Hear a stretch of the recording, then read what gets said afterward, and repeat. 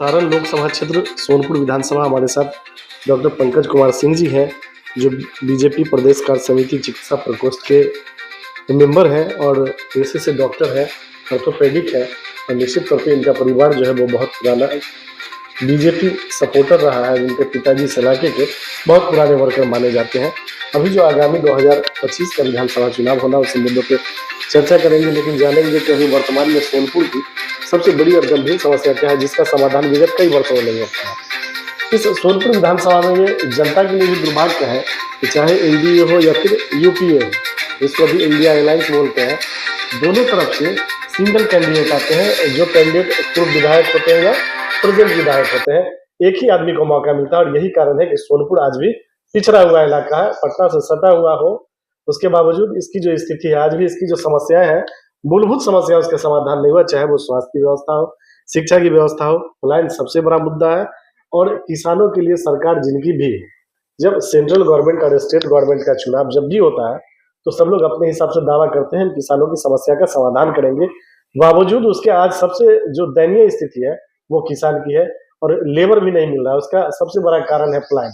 जो यहाँ के माननीय विधायक है, शायद रोड सड़क पे तो ध्यान दे देते हैं, ये एक सब लोगों का काम होता है, चाहे वो मुखिया होते हैं पंचायत के, वो भी रोड बनवा लेते हैं, पुल पुलिया बनवाते हैं, लेकिन एक विधायक और सांसद की जो बड़ी जिम्मेदारी होती है वो ये होती है कोई ऐसा उद्योग लाए जिससे आम लोगों को रोजगार मिल सके और उसका पलायन रुक सके। इन्हीं सब मुद्दों पर चर्चा करेंगे, जानेंगे। सर, आप पेशे से डॉक्टर हैं जी, और आप अपने इस इलाके में क्लिनिक भी चलाते हैं। निश्चित तौर पे जब लोग पढ़ के आते हैं तो एक मन में होता है कि हमने जो इन्वेस्टमेंट किया है उसको पूरा कैसे किया जाए, और कमाने पे उनका ध्यान होता है और बड़े बड़े शहरों में जाते हैं। लेकिन अब शहर से वापस गांव की तरफ आए और सोनपुर विधानसभा का जो एक सुदूर क्षेत्र है उसमें प्रैक्टिस कर रहे हैं।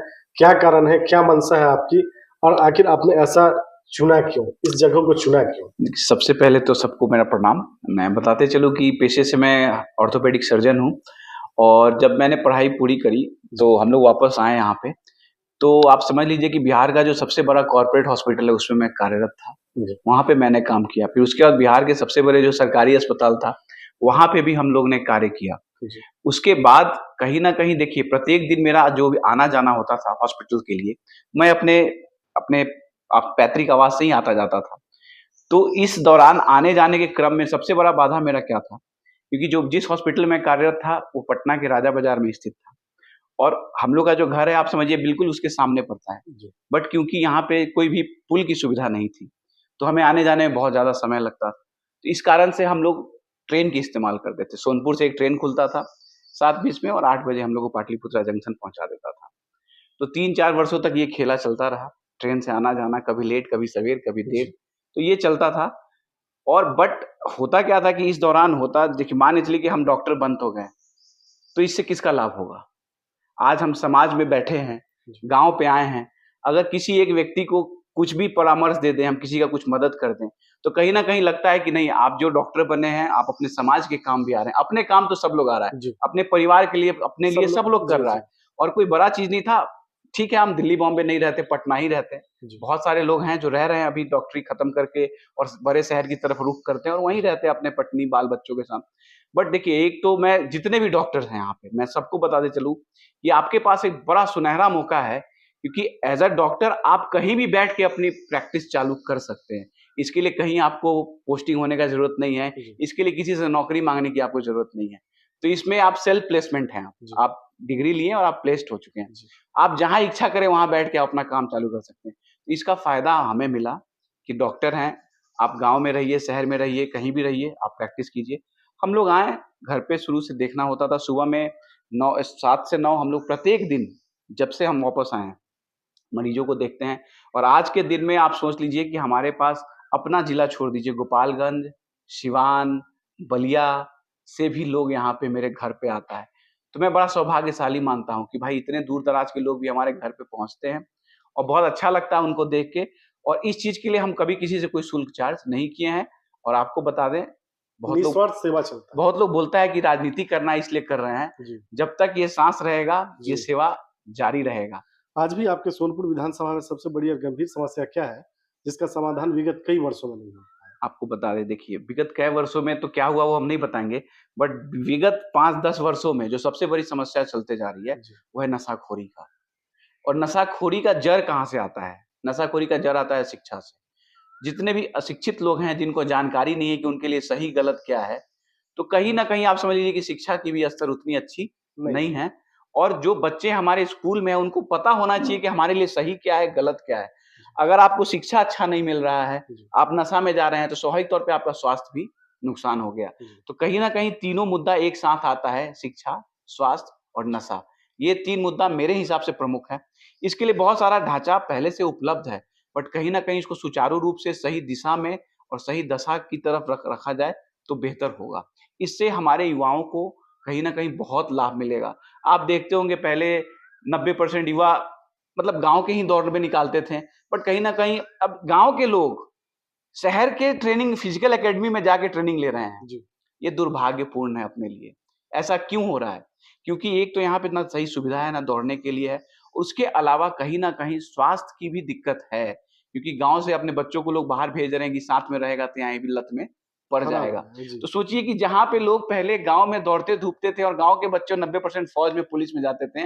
अब गाँव का बच्चा शहर जाता है, वहाँ 8-10 हज़ार रुपया महीना वहाँ भरता है और फिर फिजिकल ट्रेनिंग अकेडमी में बिहार पुलिस और आर्मी और एसएसबी के लिए तैयारी करता है। तो ये क्या है? ये दुर्भाग्य है हमारे लिए। हमारे पास ना एक मूलभूत सुविधा है, जहाँ पे हमारे बच्चे दौड़ सकें, खेल सकें, व्यायाम कर सकें, अच्छी उनको ट्रेनिंग मिल सके, अच्छी जी, गाइडेंस मिल सके। ये छोटी-छोटी सुविधाएँ हैं जो बहुत आप इसमें बहुत कुछ लागत नहीं है, अगर आप जी, मेरे से पूछिए, जी, तो ये हम अपने स्तर से भी कर सकते हैं, जी। ठीक है ना? बट कहीं न कहीं एक पद की बड़ी आवश्यकता होती है ये सब करने के लिए। नहीं तो समाज में आपको जी, बहुत सारा बहुत लांछन बहुत आएगा, हाँ, बहुत हाँ, हाँ। सारा अवरोध आएगा। तो कहीं न कहीं इसको आगे बढ़ने के लिए एक प्रतिनिधि बनना, एक पद मिलना संवैधानिक पद। बहुत ज़रूरी है। नहीं तो इसके लिए आपको बहुत सारा सरकारी अवरोध भी पैदा होगा, जी, जी। जिसमें आप कहीं न चाह के कहीं भी नहीं कर जी, पाएँगे। नहीं कर पाइएगा। अभी जो आपके माननीय विधायक हैं डॉक्टर रामानुज प्रसाद, जी, जी, जी। क्या एक विधायक अगर चाहे तो अपने विधानसभा में पलायन रोक सकता है निश्चित? एक समझिए कि एक परमानेंट जॉब मिल गया हो और जिससे उनको बाहर नहीं जाना पड़े। शुरुआत तो होना चाहिए। बिल्कुल। किसी छोटे उद्योग का भी तो शुरुआत होना चाहिए। हम ये नहीं बोलें कि 2000 करोड़ का ही जी, आपके पास अरे 10 करोड़ का ही कोई उद्योग लगे भाई, बिल्कुल। उसमें 20 आदमी काम करता है। अरे यही काम वो 10-12 हज़ार का बाहर में जो रोज़गारी और पलदारी कर रहे हैं, क्या रुपया मिलता है महीना उनको? 10 से 15 हज़ार रुपया एवरेज है। जी। तो वैसा रोज़गार यहाँ भी मिल सकता है, बट उस तरह का व्यवस्था इच्छा यहाँ शक्ति होनी जी, चाहिए। बिल्कुल, इच्छा शक्ति होनी चाहिए। आज आप छोटा-सा एक अस्पताल हम चलाते हैं। जी, हमारे अस्पताल में 38 से 40 लोग कार्यरत हैं। जी, तो आप सोचिए कि 38 से 40 फैमिली हमारे एक छोटे से गाँव के जी, अस्पताल में जी, अगर काम कर रहे हैं, तो आप सोच लीजिए कि अगर कोई चाह जाए। मैं तो यहाँ पे बहुत सारे जो व्यवसायी वर्ग हैं, मैं अलग-अलग मंचों से उनसे भी आग्रह किया हूँ जी, कि कोशिश करें कि अपने क्षेत्र में कुछ वैसा रोज़गार का अवसर लोगों के लिए पैदा करें। जी। अगर ऐसा नहीं है कि सब चीज़ सरकार ही करेगा, हम लोग को भी उसमें हिस्सेदारी जी, लेना बिल्कुल, पड़े। बिल्कुल। या फिर यहाँ के जितने उद्योगपति हैं, जो बाहर में हैं, जो पैसे वाले लोग हैं, जी। उनसे भी कहीं न कहीं हम लोग को मिल के आग्रह करना चाहिए कि कि भैया यहाँ भी चाचा इन्वेस्टमेंट आईं, अपन सोनपुर में भी कुछ व्यवस्था बनाई कि 10 आदमियों से खटे कमाएँ। जी, तो एक खातिर हम लोग का प्रयास है कि जो बाहर में भी हमारे समाज के लोग, हमारे क्षेत्र के लोग, जी। जो वेल टू डू हैं, जिनके पास अच्छी बिज़नेस है, जो यहाँ पे भी 10 करोड़ इन्वेस्ट करके कर सकते हैं, तो बहुत बड़ी बात है। अगर इस तरह के 50 लोग को भी हम लोग मनाने में सक्षम हो जाते हैं, जी। तो 500 करोड़ का यहाँ पे आप समझिए कि काम हो जाएगा। आपने रोज़गार के बारे में कहा कि जो भी व्यवसायी वर्ग है उनसे हम ये आह्वान करते हैं। तो निश्चित तौर पे आपका भी परिवार लगभग 1000 लोगों को रोज़गार देता है। देखिए, आप समझते चलिए कि हम लोग व्यवसायी परिवार से ही आते हैं। हमारे बाबूजी ऐसा कोई खानदानी नहीं है, सब हमारे बाबूजी के मेहनत का जी, फल है। बहुत मेहनत किए हैं और उन्होंने ऐसा बहुत सारा रोज़गार खड़ा किया है, जो कहीं झोपड़ी से चालू हुआ था और आज जी। बड़े स्तर पे पहुँचा है। तो एक दिन का ये फल नहीं है नहीं, और हमारे जितने भी बिज़नेस हैं, उससे लगभग-लगभग मान के चलिए कि 500 से 1000 के बीच में परिवार जुड़ा हुआ है, जी, डायरेक्टली, इनडायरेक्टली और कहीं न कहीं उनको रोज़गार हम लोग दे रहे हैं, तो इससे बड़ा खुशी अनुभूति होता है। बहुत लोग जी, बोलता है कि भाई तोहनी के पटना में काहे ना रोज़गार करला, वो जी, जो करे के चाही। तो देखिए पटना में रोज़गार तो करेंगे, बट जी, यहाँ के जो लोग काम करने वाले हैं, वो पटना जाएँगे तो उनको पटना रहने के लिए मकान जी, चाहिए, उनको पटना में रखने के लिए अपने फैमिली को जी, रखेंगे तो जी, उनका खर्चा बढ़ जाता है। जी, तो कहीं न कहीं हम लोग कम लागत में एक अच्छी बिज़नेस अपने क्षेत्र में चालू करते हैं और जिससे यहाँ के लोगों को ज़्यादा फ़ायदा मिलता है। ये हम नहीं बोलेंगे कि 100% यहीं के लोग काम कर रहे हैं, बट कहीं न कहीं काम या ज़्यादातर लोग जो हैं हमारे गार्ड की नौकरी हो गई, अब गार्डनर हो गया, बिजली मिस्त्री हो गया, बहुत सारे लोग हैं। व सब लोग हैं, टीचर्स हैं, हम लोग का स्कूल भी है। तो सब लोग हैं जो यहाँ पे काम कर रहे हैं। आप हमारे हॉस्पिटल में चलिए, 90% एम्प्लॉई जो हैं आस-पास के 2, 4, 5 किलोमीटर के रेंज के।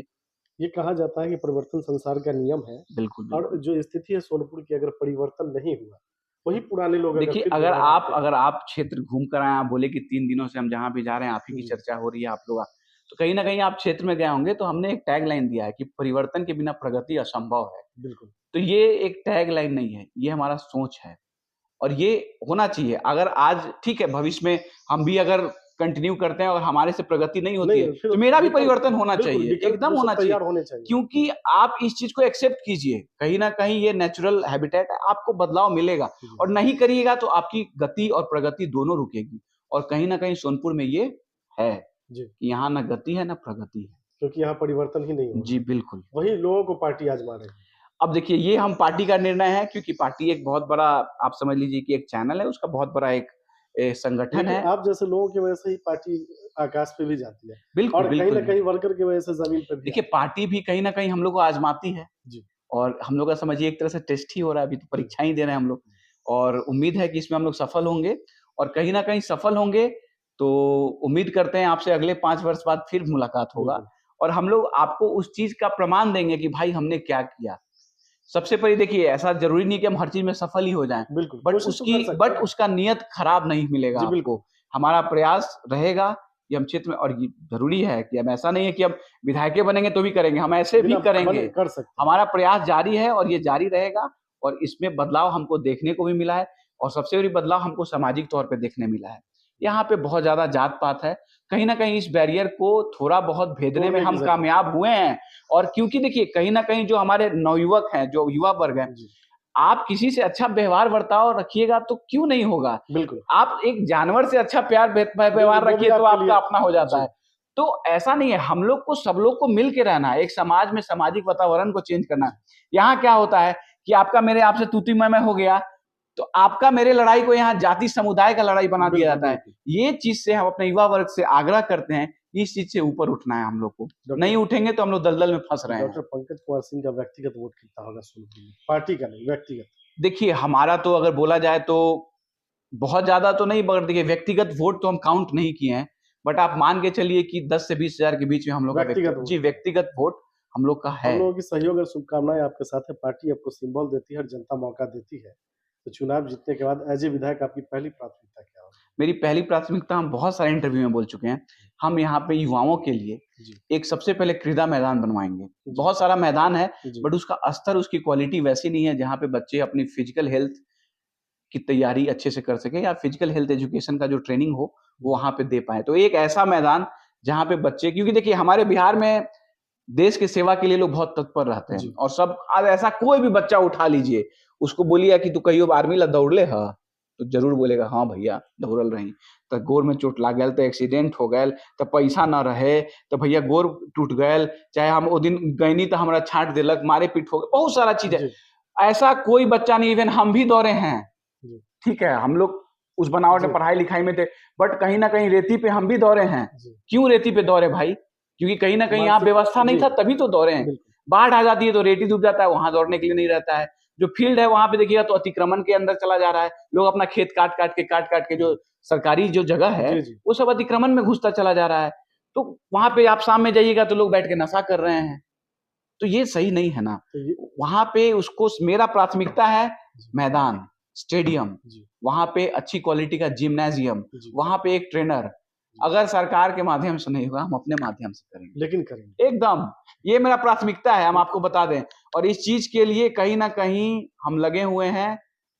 सरकार करी तो ठीक, नहीं तो हम अपने ज़मीन में व्यक्तिगत बनवाएँगे। व्यक्तिगत हम अपने ज़मीन में बनवाएँगे इसको। चलिए बहुत अच्छी सोच है, बहुत बड़ी सोच है। डॉक्टर पंकज कुमार सिंह जी हमसे बात करने के लिए बहुत-बहुत धन्यवाद। जी।